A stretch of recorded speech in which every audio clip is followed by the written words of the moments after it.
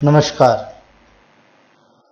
आज मैं बात करने वाला हूं हरियाणा शिक्षा विद्यालय के अनुसार जो पाठ्यक्रम निर्धारित है उसमें क्षितिज भाग 1 जो कि कक्षा नवम के लिए निर्धारित है, उसमें जो गद्य खंड है उस गद्य खंड के जो प्रथम अध्याय है हमारा प्रेमचंद अर्थात दो बैलों की कथा। दो बैलों की कथा कहानी के लेखक मुंशी प्रेमचंद का जीवन परिचय की बात मैं इस समय यहाँ करने वाला हूँ, जिससे कि विद्यार्थियों को उनके जीवन के बारे में पता चल पाए कि मुंशी प्रेमचंद जी ने किस प्रकार का जीवन जिया, किस प्रकार वो अपना जीवन जीते थे और किस तरह की रचनाएं उन्होंने लिखी। देखिए आपके सामने स्क्रीन पर नजर आ रहा है आपको मुंशी प्रेमचंद जी का चित्र। अब मुंशी प्रेमचंद जी का जन्म सन 1880 में बनारस के लमही गांव में हुआ था।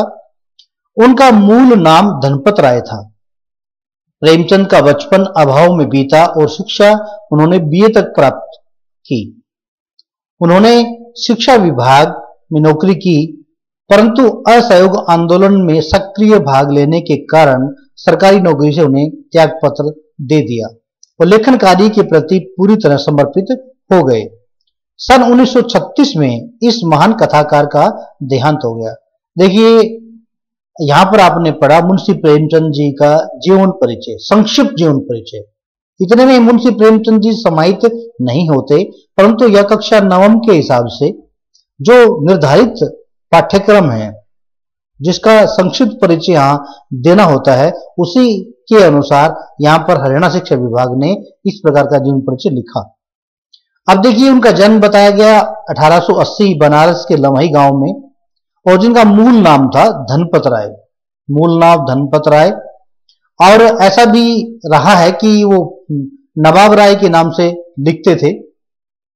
और उनका जो जन्म था, बचपन था, वो अभाव में बीता और शिक्षा उन्होंने केवल ग्रेजुएशन बीए तक प्राप्त की। और शिक्षा ग्रहण करने के पश्चात उन्होंने नौकरी की, परंतु असहयोग आंदोलन में भाग लेने के कारण उन्हें नौकरी से त्याग पत्र देना पड़ा। और सन 1936 में मात्र 56 वर्ष की आयु में ही उनका देहांत हो गया। अब प्रेमचंद के जो साहित्यिक परिचय थोड़ा देना चाहेंगे। यहां पर प्रेमचंद की कहानियां मानसरोवर के 8 भाग में संकलित हैं। सेवा सदन, प्रेमाश्रम, रंगभूमि, कायाकल्प, निर्मला, गबन, कर्मभूमि, गोदान उनके प्रमुख उपन्यास हैं। उन्होंने हंस, जागरण, माधुरी आदि पत्रिकाओं का संपादन भी किया। कथा साहित्य की अतिरिक्त प्रेमचंद ने निबंध एवं अन्य प्रकार का गद्य लेखन भी प्रचुर मात्रा में किया। प्रेमचंद साहित्य को सामाजिक परिवर्तन का सशक्त माध्यम मानते थे। उन्होंने जिस गांव और शहर के परिवेश को देखा, जिया, उसकी अभिव्यक्ति उनकी कथा साहित्य में मिलती है। किसानों और मजदूरों की दयनीय स्थिति, दलितों का शोषण, समाज में स्त्री की दुर्दशा और स्वाधीनता आंदोलन आदि उनकी रचनाओं के मूल विषय रहे हैं। देखिए मुंशी प्रेमचंद जी का जो साहित्यिक परिचय यदि इन 8-10 लाइनों में समाहित करने का प्रयास किया तो बिल्कुल असंभव है, लेकिन यहां पर पाठ्यक्रम के अनुसार हमें थोड़ी बात करनी है, तो उसी हिसाब से हमें देखना पड़ रहा है कि प्रेमचंद की जो कहानियां, लगभग 300 कहानियां जो है वो किसमें संकलित है, मानसरोवर के जो 8 खंड है। मानसरोवर एक पुस्तक का नाम है, उसके 8 भाग है। उन 8 भागों में मुंशी प्रेमचंद जी की 300 कहानियां संकलित है, जैसे पंच परमेश्वर, पूस की रात, कफन आदि अनेक कहानियां। दो बैलों की कथा की हम बात करने वाले हैं इस वीडियो में, आप देख रहे हैं। अब देखिए कुछ उपन्यास नहीं, लगभग 12 उपन्यास उनके आते हैं यहाँ पर। सेवा सदन, प्रेमाश्रम, रंगभूमि, कायाकल्प, निर्मला, गबन, कर्मभूमि, गोदान, इस प्रकार के उपन्यास को नाम यहाँ पर दिया है जो प्रसिद्ध उपन्यास रहे हैं। और उन्होंने हंस, जागरण, माधुरी आदि पत्रिकाओं का संपादन भी किया। और इसके अतिरिक्त भी उन्होंने निबंध आदि लिखा जो गद्य लेखन की एक श्रेष्ठ श्रेणी में होती है। मुंशी प्रेमचंद जी ने सभी में अपनी कलम चलाने का प्रयास किया, सभी में लिखा और महारत हासिल की। अब देखिए आगे बताया इसमें कि जो मुंशी प्रेमचंद जी का साहित्य है उसमें किसानों की दुर्दशा, यानी कि वो कलोल कल्पना नहीं करते हैं, इधर उधर की बातें अपने साहित्य में नहीं लिखते हैं, अपितु वो आम जनजीवन से जुड़ी हुई, ऐसा कह सकते हैं कि मुंशी प्रेमचंद जी जमीन पर ठहरे हुए, जमीन पर चलने वाले और जमीन के लेखक थे। उन्होंने हर चीज जो जमीन पर थी उनका वर्णन किया, किसी प्रकार के आदर्शों की बात उन्होंने अपने साहित्य में नहीं की, कल्पनाओं की बात उन्होंने अपने साहित्य में नहीं की, अपितु उन्होंने अपने साहित्य में केवल उस किसान की बात की, उन मजदूरों की बात की जिनकी स्थिति बड़ी दयनीय थी, विचारणीय थी, शोचनीय थी, जो निम्न वर्ग था उसका चित्रण करने का प्रयास किया। किस प्रकार से पूंजीपति निर्धन वर्ग को शोषित करता उन सबका चित्रण करने का प्रयास किया। दलितों का शोषण, समाज में स्त्री की दुर्दशा। अब जानते हैं कि हमारे समाज में स्त्री की दुर्दशा कई बार खराब रही है, वो सब का चित्रण भी मुंशी प्रेमचंद जी ने करने का प्रयास किया और यहां तक कि स्वाधीनता आंदोलन भी उनकी रचनाओं के मुख्य विषय रहे हैं।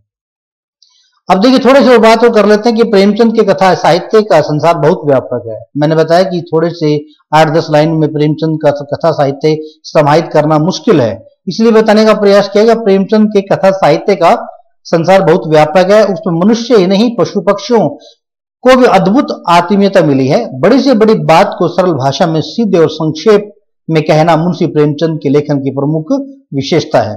उनकी भाषा सरल, सहज, सजीव, मुहावरेदार है और उन्होंने अरबी, फारसी, अंग्रेजी के अनेक प्रचलित जो शब्द थे समाज में, उन सब का कुशलतापूर्वक अपने साहित्य में उनका प्रयोग किया गया।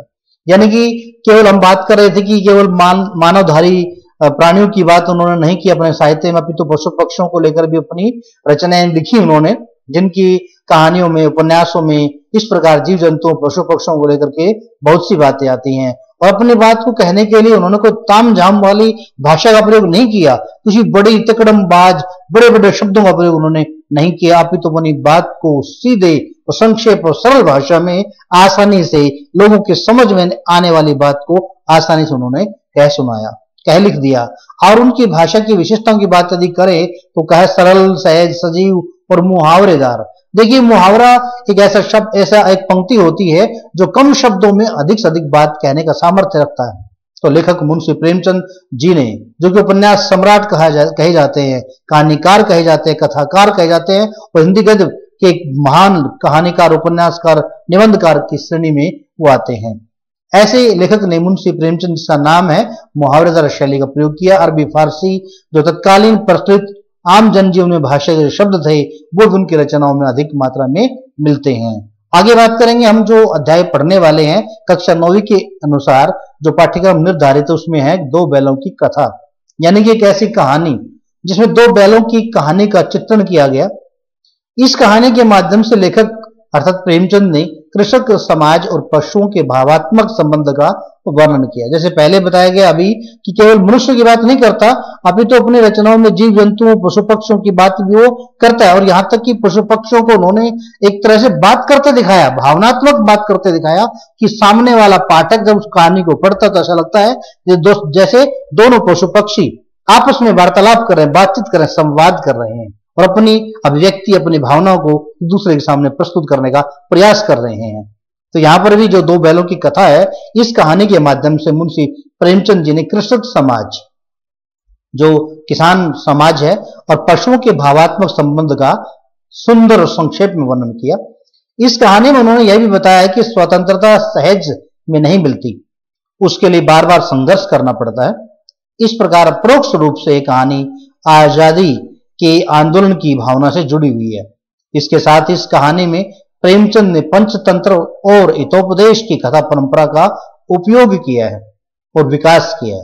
यानी कहने का अभिप्राय इस कहानी में जो 2 बैल हैं उनका भावात्मक चित्रण है और 2 बैल आपस में वार्तालाप करते हैं और किसी व्यक्ति के द्वारा, जिसका नाम आगे हम पढ़ेंगे, आगे हम सुनेंगे, जो दूसरी वीडियो में आपको अभी देने वाला हूं, उस वीडियो को आप जरूर देखें। और सभी मेरी वीडियो जो बना रहा हूं हिंदी साहित्य को लेकर और हरियाणा शिक्षा विभाग के अनुसार जो कक्षावार जो मैं बनाने का प्रयास कर रहा हूं, उन सभी के लिंक डिस्क्रिप्शन बॉक्स में मैं देता रहता हूं। और जरूर आप अगर इससे संतुष्ट ना हो तो मेरी दूसरी अन्य वीडियोज हैं जो कि मेरे YouTube channel smart Hindi world पर समाहित की गई हैं, उनको भी जरूर देखते रहें, क्योंकि सभी वीडियो, सभी बातें जो मैं करता हूं वो एक दूसरे से लिंक्ड है, एक दूसरे से जुड़ी हुई हैं। ऐसा नहीं कि एक वीडियो में ही सब बातें समाप्त हो सकती हैं, संभव नहीं है, क्योंकि अन्य वीडियो ऐसी हैं जो साहित्य को लेकर के हैं, पाठ्यक्रम को लेकर के हैं, बच्चों के हित को ध्यान में रखकर मैं निरंतर आप लोगों के लिए ऐसा प्रयास कर रहा हूं। विशेषकर जो हमारे विद्यार्थी वर्ग है उसके लिए मैं अच्छा प्रयास करने का कोशिश कर रहा हूं, प्रयास कर रहा हूं। तो मैं बता रहा था आपको कि इन्होंने केवल दो बैलों के भावात्मक संबंध को इस प्रकार दिखाने का प्रयास किया, जो कहानी में जो वार्तालाप करते हैं आपस में स्वतंत्र होना चाहते हैं। तो कह रहे हैं कि लेखक बताना चाहते हैं कि आजादी की आंदोलन की भावना से जुड़ी है। ऐसा प्रतीत हो रहा है कि जैसे हम सब गुलाम हैं और स्वतंत्र होना चाहते हैं। तो यहाँ पर उस कहानी में, इस कहानी में, दो बैलों की कथा कहानी में भी दो बैल किस प्रकार स्वतंत्र होते हैं और किस तरह से एक मनुष्य जो कृषक समाज से जुड़ा हुआ है वो उनके साथ वार्तालाप करता है, बातचीत करता है, और किस तरह से वो दोनों बैल जो हैं, जिनका नाम की बात पे हम अगली वीडियो में चर्चा करने वाले हैं, और उस सब किस तरह किसे अपने आप को स्वतंत्र कराते हैं। जरूर देखिएगा मेरी दूसरी वीडियो। धन्यवाद।